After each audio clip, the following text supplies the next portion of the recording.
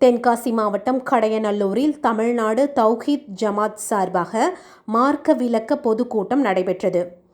முன்னணி முஸ்லிம் அமைப்பாளர் தமிழ்நாடு தௌஹீத் ஜமாத் அண்ணல் நபியே அழகிய முன்மாதிரி என்ற பெயரில் மார்க்க விளக்க பிரச்சாரங்களை நடத்தி வருகிறது.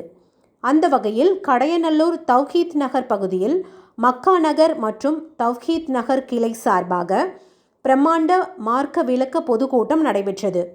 நிரஞ்சர் ஒளி தலைமையில் நடைபெற்ற இந்த பொதுக்கூட்டத்திற்கு மாவட்ட தலைவர் அப்துல் சலாம் முன்னிலை வகித்தார்.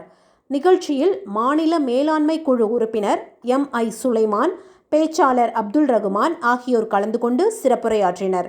1000க்கும் மேற்பட்டோர் பங்கேற்ற இந்த பொதுக்கூட்டத்தில் தமிழ்நாட்டில் முஸ்லிம்களுக்கான இடஒதுக்கீட்டை 7% உயர்த்த நடவடிக்கை எடுக்க வேண்டும், புதிதாக அமைந்துள்ள தமிழக அரசு ஊழலற்ற நல்லாட்சி தர வேண்டும் என்பது உள்ளிட்ட தீர்மானங்கள் நிறைவேற்றப்பட்டன.